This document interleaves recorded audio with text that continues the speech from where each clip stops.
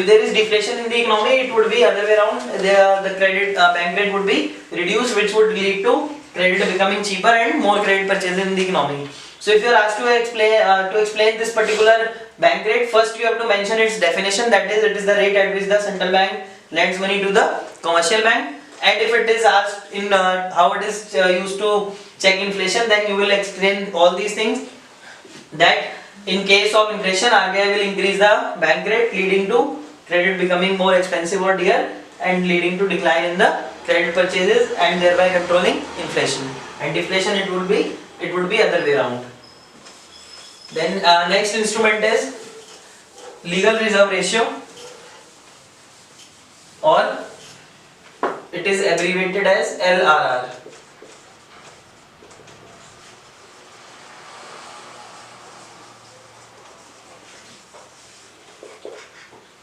Legal reserve ratio is that part of deposits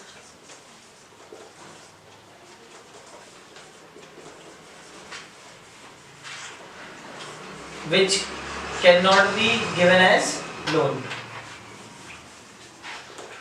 Okay, or you can say that it is that part or that percentage of the deposits which are being made into the commercial bank which it cannot give as loan. Or you can say it is a sort of reserve to be maintained from the deposits received by the bank. Suppose you say that say LRR is 20% and a person deposits say 1000 rupees into the bank. So out of this 1000, 20% of it, that is rupees 200, will be LRR or legal reserve ratio, and bank can give only the remaining amount, that is 800 rupees as loan. Right? So legal reserve ratio is essentially the part of the total deposits which is to be kept as reserve and it cannot be given as loan. This is how it works. If it is 20% the amount deposited, 20% will be kept as the LRR and the remaining amount can be given as loan. Now just understand that this legal reserve ratio is also divided into two sub-ratios, which are CRR and SLR.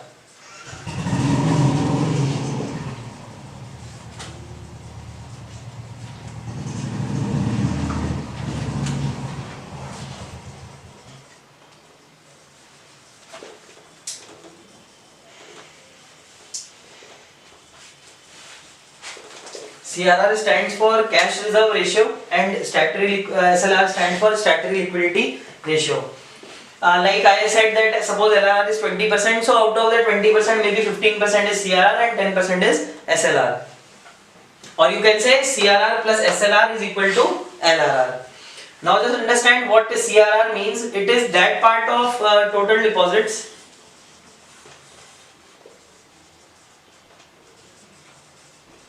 which is to be kept with the RBI in form of cash. Right? It means that whatever amount of CRR is being calculated by the bank, that has to be deposited with the account in the RBI only in the form of cash, not in any other form. While statutory liquidity ratio is that part of deposits, that part of total deposits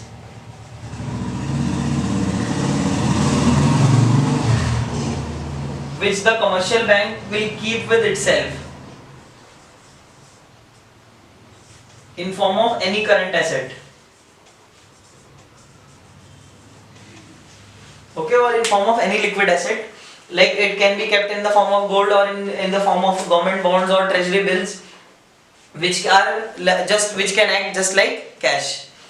So the basic difference between these two is that CRR is to be kept with the Reserve Bank only in the form of cash, and statutory liquidity ratio is to be kept with the bank itself. It is actually to meet out the future needs of the bank. Suppose the people are coming to withdraw their money, so it can give from this reserve, and it can be maintained in form of any liquid asset, maybe in the form of gold, maybe in the form of bonds, maybe in the form of government treasury bills. So now what happens in case of inflation? Again remember, we have to understand the meaning of these instruments and how they are used to correct inflation or deflation. The question, whenever question will be asked, it would contain both the parts. You explain them and you explain how they are used to control inflation or deflation. So in the case of inflation, you must have understood what the bank would do. It would increase the legal reserve ratio, or you can say individually if you are explaining CRR, then it will increase the CRR and increase the SLR. What would it do? Again, it would reduce the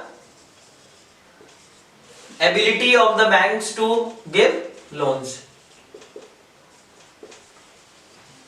Like as we said, suppose a person deposited 1000 rupees and LRR was say 20%, it means equal to rupees 200. So rupees 800 can be given as loan.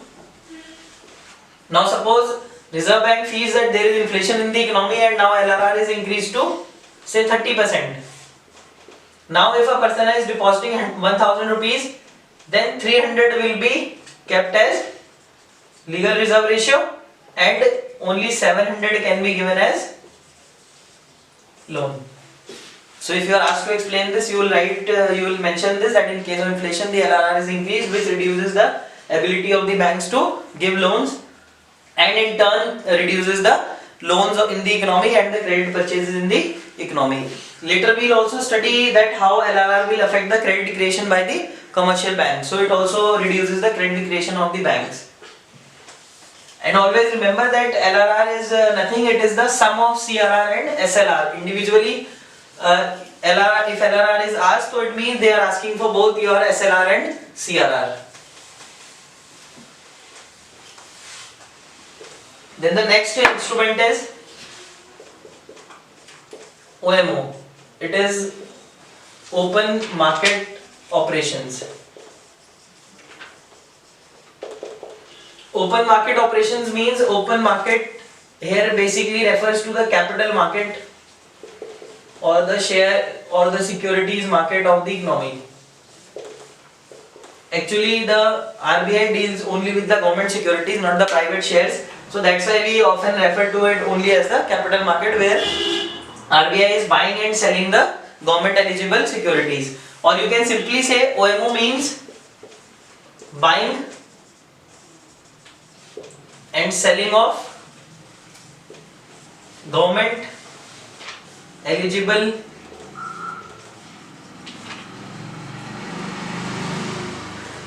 securities or government bonds. Like say for example government treasury bills are a type of government security. There may be other bonds or debentures issued by the government. So buying and selling of these eligible government securities is known as OMO, open market operations. So if you have to define OMO, you will define it as buying and selling of the government eligible securities by the RBI or the central bank to the public or to the commercial banks. Means a security can also be sold to the public, but just understand RBI will not directly sell it to the public, it will sell it through the commercial bank. RBI never directly deals with the public. See what happens in case of inflation. In case of inflation, RBI would sell most of the securities. And what it would do to sell the securities, it will increase the rate of interest on these securities, or you can say the rate of return on these securities. Suppose right now the interest on the securities is say 6%. And RBI feels that there is a inflation in the economy, it will increase the interest rate to 8%. So might be the people think that it is better to buy the government security and earn the interest rather than to invest the money into some other private venture, right? So this is how it enhances the sale of the securities.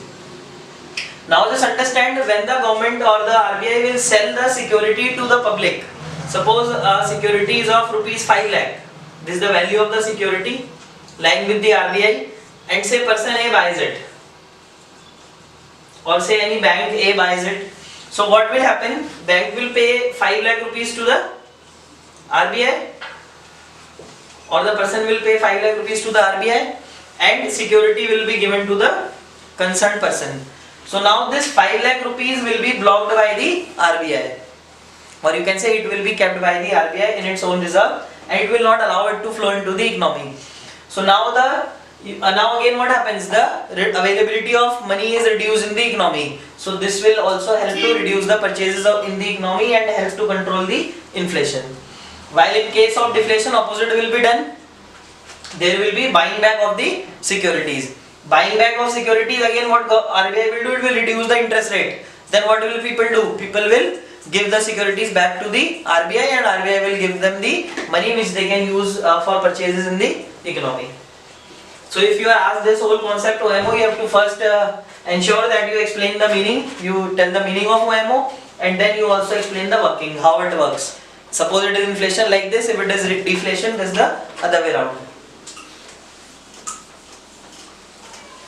Then the last quantitative method is marginal requirement. In some of the books you might find it as a qualitative method, but actually it is quantitative method because it can be expressed in numbers.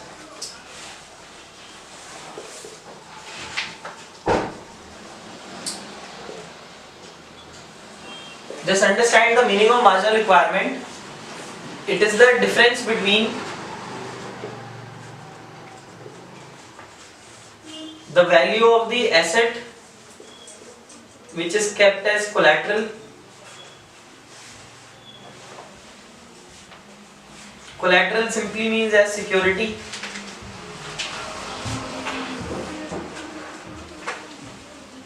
And the loan which can be taken against it. Say for example, if you have a land worth ₹1 lakh rupees and you go to the bank to take a loan against this particular asset, this particular property, then bank may give you a loan of ₹80,000, but it will never give you a loan of. After studying the producer equilibrium, production, cost, revenue, now next thing that we have to, next concept that you have to study is supply. Right? Supply is just like demand. Like demand is a quantity, supply is also a quantity. But remember I told you before also that now you have to think from the point of view of the producer as if you are a seller. So supply is the quantity of a commodity which a seller is willing to buy. Seller is willing to sell at a given price and given period of time. So if you have to define supply, you can simply define it in this manner. It is the quantity of a commodity which a seller is willing to sell at a given price and a given period of time. Like demand is the quantity which a buyer is willing to buy at a given price and a given period of time.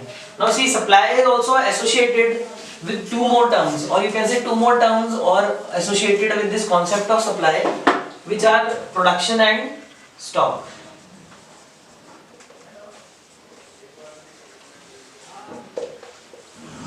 You know what is production? The total output produced, the total quantity, and stock. If you subtract supply from production, you get the stock. That is, it is that part of production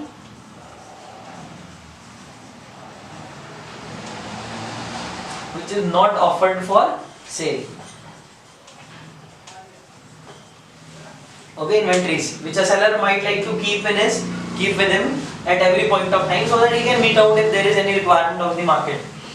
So production is the total output which you produce, and stock is that part of the production which you have not offered for sale, and which you have offered for sale, that is the supply. That is, you are willing to sell at the given price or at a given period of time.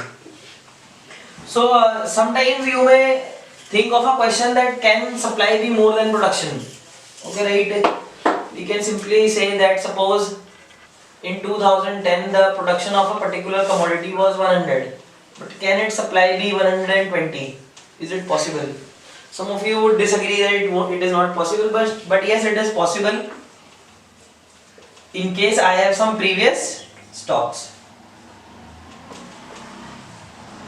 Maybe say in 2009 I produced 100 units and sold only or supplied only 80 units and stocked 20 units. So this I can use to supply them in the next time period, right? So supply can be more than production even if you have the previous stocks.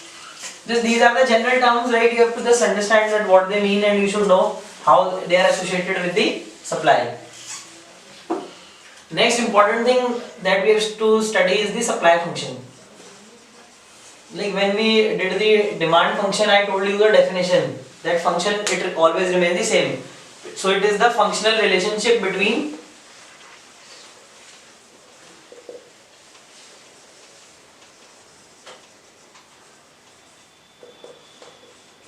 supply and its determinants. Like demand function is the functional relationship between demand and its determinants. Here we have the supply and its determinants. Again we can frame an equation that supply of a commodity is affected by Px, Pz, T here would mean technology, input cost, government policy, goal of the firm and expectation regarding the future price. These are the few determinants of supply. Okay, or you can say that these are the factors on which it would depend that what quantity a particular seller is willing to sell. Now we will study, this is called the equation of the supply function. So now we will study the supply function in detail. The first is the Px, that is the price of the commodity.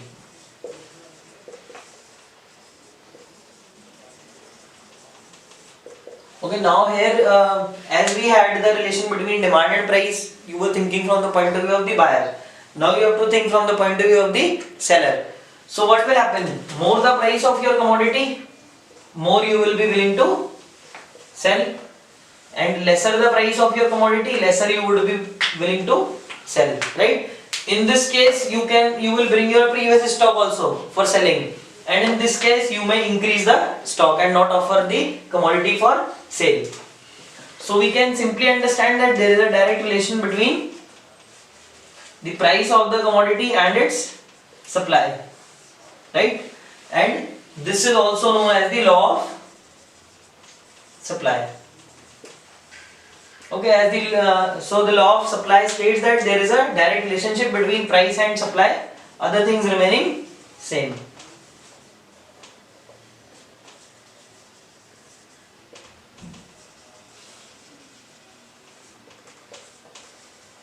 Or you can say other things remaining constant. Like in the case of demand, we also use the term known as ceteris paribus, right? And always you have to remember that whenever we are studying a particular determinant, we assume that others remain constant. Okay, so this is the law of supply. The relation between the price and supply is also known as the law of supply. Now associated with the law of supply, you have the supply curve. Or first we can look at the supply schedule.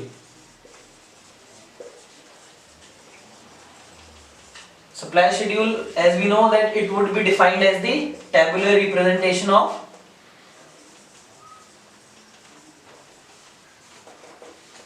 the law of supply. Like demand schedule is defined as the tabular representation of law of demand. Supply schedule will be defined as the tabular representation of law of supply. And if you want to frame it, you can simply frame it as Qx, or you can call it as Sx. Say 1, 2, 3, 4, 5 and say 10, 20, 30, 40, 50. Okay, this is your supply representing the various quantities which a seller is willing to sell at various prices. Okay, direct relation between price and supply. Then next we have to study the supply curve.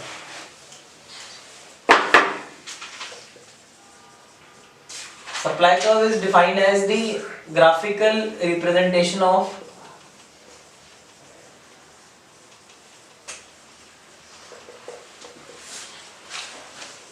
law of supply, right? Now as it is a direct relationship, it would be a upward sloping curve. Here I take the quantity supplied, and on the y-axis we take the price. This is your supply curve.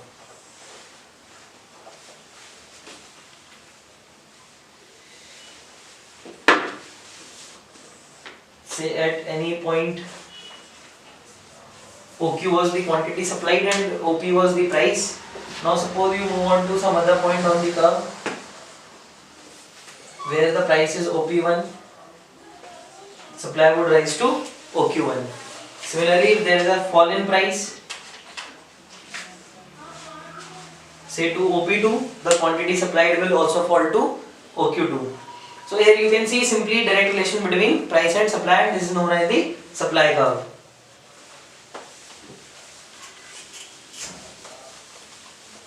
Okay, then next we have to talk about the second determinant, that is the price of related goods. Second determinant is PZ, that is the price of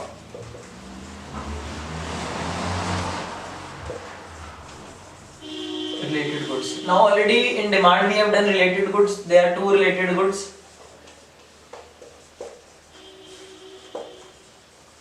Substitutes and complementary goods. Okay, but when we are studying supply, then we need not bother or concern about the complementary goods. There is a reason behind it, there is a logic behind it. Now suppose, say we are the bread sellers, and along with the bread, butter is being consumed by the people as a complementary good. Now, I don't need to bother about the bread company. I just suppose, say I am the seller of bread A, and there is another seller of bread who sells the B type of bread. So I would be bothered only about the person who is selling bread, not for the butter, because if the price of butter falls or rises, it doesn't affect my business, or simply you can say that the business of this particular company doesn't affect my business. So I am doing my business, I am concerned only about the people who are producing the substitute good of my commodity, not about the people who are providing the complementary good. Okay, so we delete the complementary goods from here and we study only the substitute goods. Means here PZ is always the price of the substitute good. Now again we can come to this sort of example. Suppose there were two type of bread being sold, say type A bread and say type B bread. So the price of this particular bread was 15 per unit, and price of this bread was also 15 per unit. Now I am seller A selling this type of bread, and he is the seller B selling this type of bread, and say I was selling 100 units of this particular bread per day and he was selling 80 units of this bread per day. Now what happens, suppose the price of this particular bread rises, say it rises to rupees 18 and people are still buying it.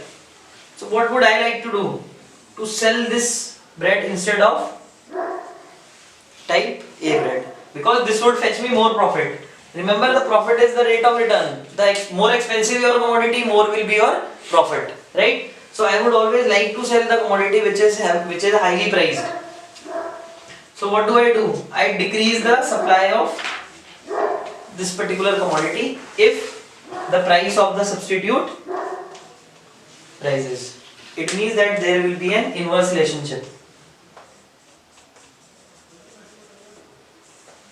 right? For example, you can use one simple logic that you must have heard that whenever you go to a doctor, he prescribes you the medicine which is more expensive, the brand which is more expensive. But if you go to some of the chemist who is known to you, he might give you the same medicine at a much lower price, right? Even the government is launching such apps. So what does this show about the mentality of the seller? He wants to sell which commodity? Whose price is high, right? So whenever the price of commodity rises, more and more sellers come to sell this particular commodity, and less sellers will be willing to sell the commodity whose price is lower. Though it has not changed, it remains the same, but relatively it becomes lower than the other commodity. This